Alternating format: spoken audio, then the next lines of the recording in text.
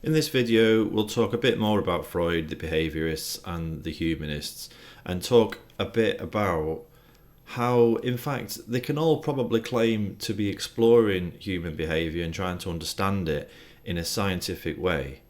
The differences between them, I would say anyway, amounts to a difference in their attitude towards complexity, towards things which we can't fully understand. So Freud then, for example, people can often criticise Freud and the Freudians for overreaching, for coming out with theories that can't really be backed up or even explored scientifically. You know, a lot of the ideas that Freud came out with, like there's a famous one he's criticised for around the Oedipus complex, which is this idea that little boys are unconsciously attracted to their mum and see their dad as a threat to them unconsciously, so they're not aware of this. That kind of idea, you can't even study that, because if it's unconscious, then the person themselves aren't aware of it, and so there's no way in which you could ever scientifically study that. And so he's received a lot of criticism for that kind of thing, for fleshing out loads of theories about human nature, which it's really hard to say much about and hard to verify. Freud came into prominence in the 19th century though, and in the 19th century this was very much the attitude of science at the time. So of fleshing out the terrain and explaining things so that you could then look at it and say, there we go, we have an idea, we have a fully fleshed out theory, we understand that now. A good example of this in physics is summarised by this quote from Lord Kelvin, who was quite a prominent physicist at the time, and I think this summarises the attitude that people had towards science in general, but specifically towards physics. I'm using that as a particularly relevant example. This quote is, "There is nothing new to be discovered in physics now. All that remains is more and more precise measurement." And that was the attitude people had. There was this idea that all the areas of exploration, whether physics or chemistry or psychology, could be mapped. We could get to the point where we fully understand it, and then all we have to do is figure out ways of becoming more and more precise. But a basic understanding of everything was entirely possible, and that was just the attitude that existed in the 19th century and the early 20th century. And things have changed quite a lot since then. But yeah, Freud mapping out the terrain and trying to explain human nature in its entirety. People can laugh at that now and say it's not scientific, but it was kind of representative of the attitude. He was very much in line with the attitudes of his time when in doing this, the scientific attitudes, that is. Like I say though, things did change, and physics again is a really good example of this. Physics around this time people felt could be understood. The world is made up of atoms on the small scale, and it's made up of the planetary bodies, suns, stars, planets, all that kind of stuff on the large scale. And yeah, we know atoms exist and they're just the basic building blocks, and all the planets and their movements are explained by Newton basically. This all changed when Albert Einstein turned up with his theory of relativity. The theory of relativity explains the movement of the planetary bodies, stars and planets, in a way that is more accurate than Isaac Newton did a few hundred years earlier, and that was verified and it was scientifically sound. Baked into the theory of relativity though is a lot of uncertainty, is the idea that the way in which we observe something is relative to where we are placed in relation to it. It can change based on our relation to the object that we're observing.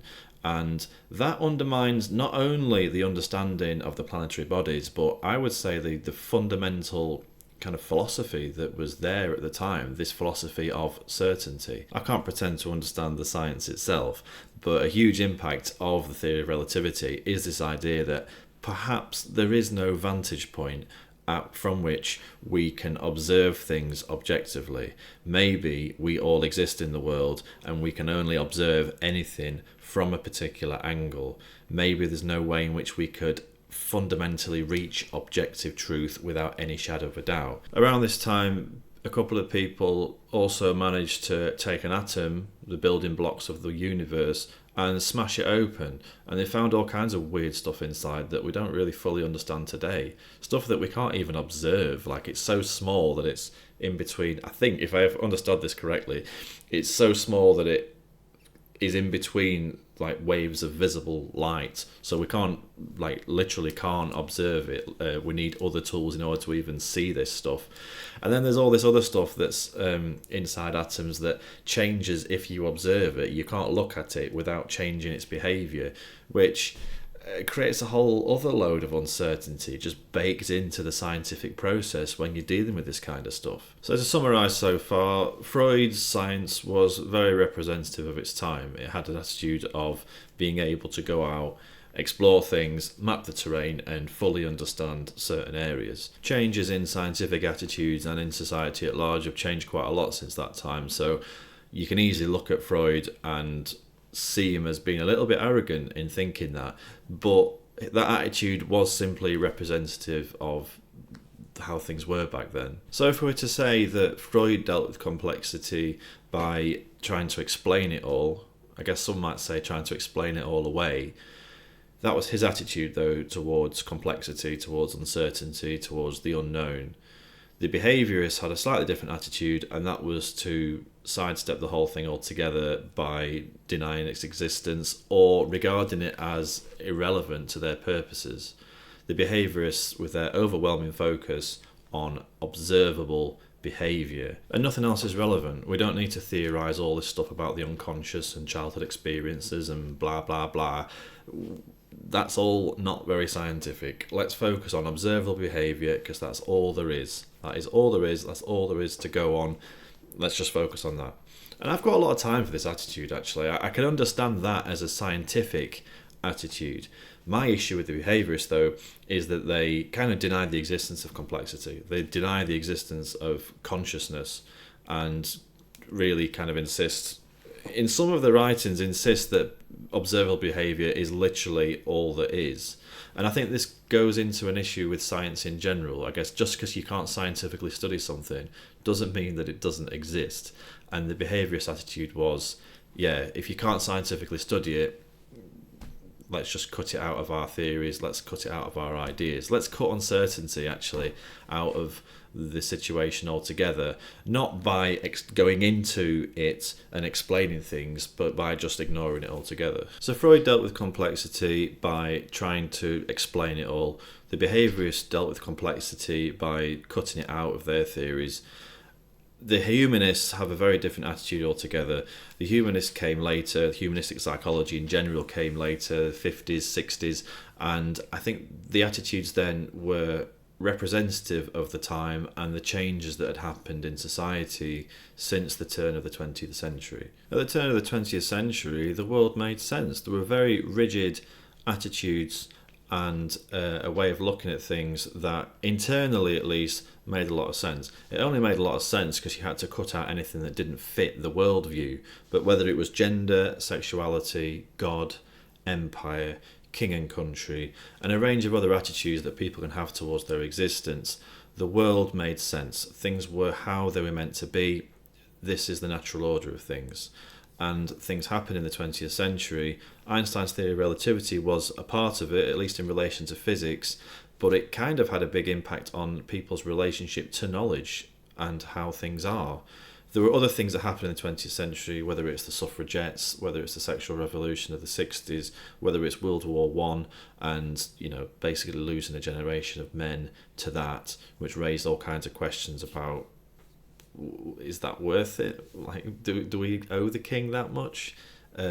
Questions about empire as the 20th century progressed as well. All these kinds of things changed, or at least raised questions about the immutability of these concepts, of these institutions. And by the 50s and 60s, it was just a generally more accepted thing to kind of question these things and to wonder and to sit with the uncertainty of it.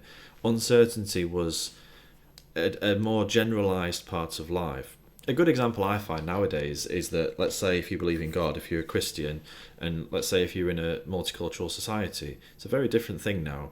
If you were in the 19th century, like I say, a Christian in Britain, you probably didn't have to think about Muslims or Sikhs or people of other religions that much. And when you did, you can just think, well, they're wrong, they're heretics, they're, whatever. Nowadays you can't do that. you might internally do that, but you need to also navigate a world in which you are likely to meet these people on a regular basis. And that is quite a different attitude to one which I think will have been around in the 19th century. If this is right, this is right, this is right, very rigid, very fixed, I'm not sure those people will have been equipped to deal with a multicultural society in the way that we are now. And this is a single example, but probably a good example of how things have developed. We are kind of forced nowadays in today's society to confront with numerous different perspectives and attitudes and ways of being, and we have to accept that. And whether or not we have particular views or beliefs ourselves about how we want to live, we do need to acknowledge that there are other ways and other attitudes out there, and we have to cope with that uncertainty and that plurality, I think, to a much, much greater extent than anyone, for example, in the 19th century or beforehand ever did. And this uncertainty, I would say, is baked into our culture nowadays. I'm speaking in a perhaps biased way. Certainly in British culture, wherever you're watching this in the world, you can consider this in light of your own culture. And I don't think you can fully avoid this. People can try and avoid this by cutting out complexity and uncertainty, but they're cutting out their own experience and the experience of the world at large. You don't simplify the world, you're simplifying yourself in doing that. So I don't think there's any avoiding it. I think we need to deal with this courageously and cope with uncertainty, difference, otherness, in a way that respects human dignity. And I guess the first thing we can do in relation to that is acknowledge that this is the situation. And this is relevant because that was the situation, or these questions were being asked when humanistic psychology emerged.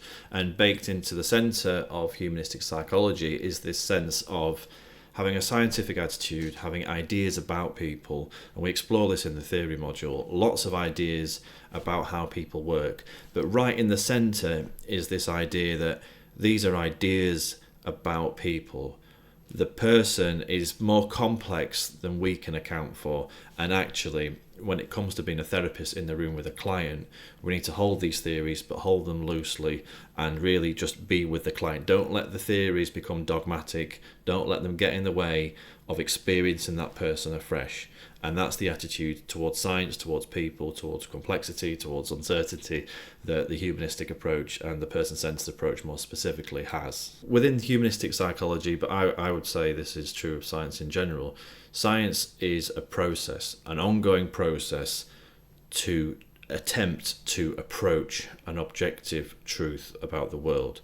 Science is not a list of beliefs or a list of facts. That's not what science is. Science is a method. Science is a process. And that, I think, is very, very apt and very true for the therapist. It's an ongoing process. Don't get locked into your fixed ideas about how a person works. Get ready to have those challenged. Don't let your fixed ideas get in the way of new data.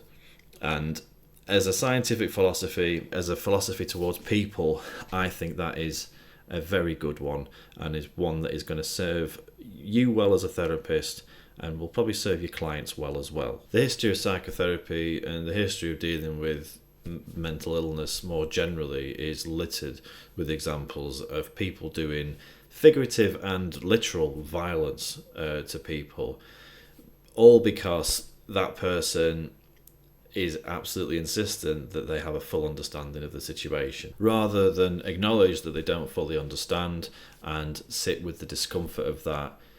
I think there's a pattern in history of people instead insisting that they do understand, because that makes them feel more comfortable, and damage gets done as a result of that.